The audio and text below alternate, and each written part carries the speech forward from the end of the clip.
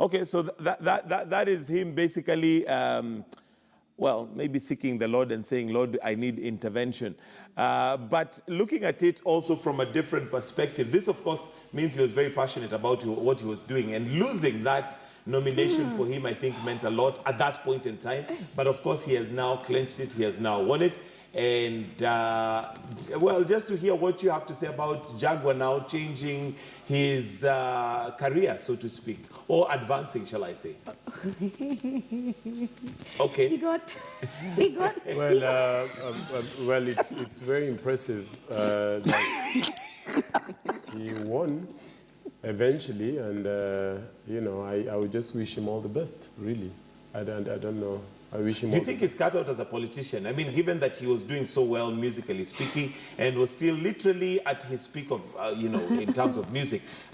Your thoughts on him now going into politics? Well, I don't have a lot of hopes on people on these political things. I would want to know why he was crying, if he was crying because he's been unjustly disqualified, or if he, you know, if he feels that he has a passionate calling that he should be a leader. But I think that would stand the test in time. But I don't know. We'll judge it when it crosses. Stevens, you deal with a lot of musicians and, you know, change. He seems to be changing. Although this would not really be his first public office to hold. Public weeping. Well, public whipping, we don't know. Maybe he whips as he does his music. But anyway, your thoughts on Jaguar going into politics? Mike, the whipping, it reminds me of the Son of Man going into Jerusalem and the whipping. You guys are so spiritual today. What's happening? And this is not I know, right? I know, right? And so, if Jaguar was whipping, and that's why I'm connected, if he was whipping because of what he thought was happening against what he thought he wanted to go and do for the people, and for that matter, all the controversy that surrounded nominations and all that, well, let a man cry for what he can cry for. Well, my people might go against men crying, but again, let a man cry for what he believes. Also, that's as people go against people being beaten by the race, but he still makes it, you know, a principle. But anyway, yeah.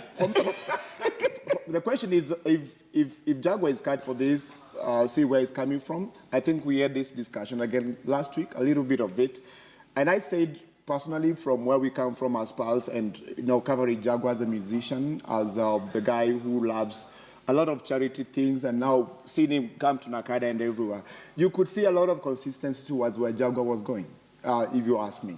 You could see the guys who have been to Mukuru and Kwaruben and all those places when we have all these houses burned and the young people, he tried to get into jobs in terms of getting them to get licenses for driving and those car washes. You could see where Jaguar was going. So it wasn't like he woke up one morning and decided, let me go into politics. And so the question is he cut for politics? I know he's a people's person, and that's what I said last time. And for us, it's to watch what would happen next. Of course, he's not yet the MP of Starehe. He's there with Steve Bogo and the rest who are also equally young people, would call them celebrities, who will go head to head. And I think, again, end of the day, Jubilee would be well informed to know that this is the man to try to beat the other young men and all that. So for me, Jaguar and power, yes, Jaguar and power. But again, like we said last time, I would be so disappointed if Jaguar went into politics and forgot about